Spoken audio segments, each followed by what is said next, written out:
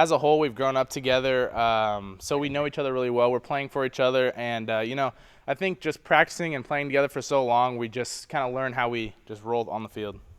It is that chemistry that has made Camp Point Central statistically the stingiest 1A defense in the state of Illinois this year, having surrendered just 48 points in 9 games. I take a lot of pride in that. I think we go out there with just an attitude that we're not going to let anybody score on us. I think we're a dangerous defense. I think when they try to just game plan on that defense, they're just not ready for it. It means a lot. I mean, the whole team contributes to it. We all get out there every day and give it our all and work together to hold up a zero. Moreover, the Panthers have done it with a unique blend of guys. Talented veterans for sure, but also a sophomore linebacker in Elijah Genenbacher and a freshman in Caden Niekamp who crashed the party in a major way. He's something special. He's very special. He was just early on in practice was kicking butt in the O-line group, and then we needed somebody to play D-line on the scout, and he was the nose. And he stood up our center down on the goal line and made a play at the pylon. And we're like, well, we might have something here. So then we said, yeah, I'm going to send you with the D-line a little bit here. And, I mean, really, and then when Cole got hurt and we moved Owen over to his nose guard spot and put Caden in, kind of by necessity, he's just kind of latched onto that spot and hasn't given it up. Our first padded practice, he came in and you could just tell, like, he just – even sometimes as a freshman the mental game kind of comes, but the physicality, he's definitely there. He brings it every day. Just all the seniors, they take it in, they all have a nice attitude, treat us just like other seniors, and we all hang out together, so it's a really good, we all just vibe together. They really have to pick their poison, whether they're going to double up front or they're going to try to get up to the backer. Elijah is way ahead of the game in terms of linebacker reads. It usually takes partway through their junior year before they really kind of get things figured out, and he's ahead of the game. We knew that last year.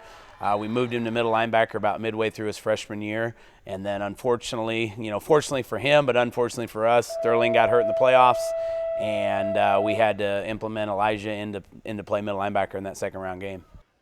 The result of which is a group whose success flows front to back and vice versa. Gavin had to play safety last year when we lost Dominic Williams, and then having Nick and Drew Pabin, who played some in the playoffs, and then Gavin Graves. Then we really got a couple other juniors in Wyatt Skimmerhorn, Jack Thompson, Austin Smith. So we got a ton of depth back there that we've been able to kind of rotate guys through, and then obviously rotating guys in on offense really helps us stay fresh defensively. I think that's the other thing that's kind of left to chances. The offense has been able to play a ton of different guys to where, we've really been able to keep guys fresh for defense, and we haven't had to sub a lot on defense because we've subbed so much on offense.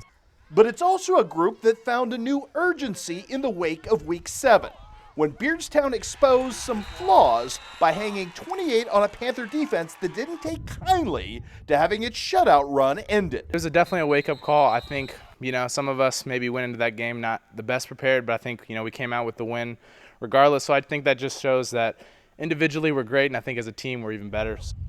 In that spirit, the Panthers' Week 10 foe, Dupo, has some Beardstown-like tendencies to its offense, which means it also now has Central's undivided attention.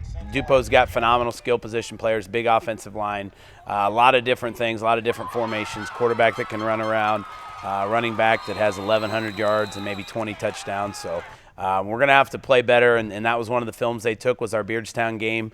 So, I think they're probably licking their chops that Beardstown was able to move the ball as well as they did. So, our guys learned a lot from that game. They weren't satisfied with that game, and they've played well since.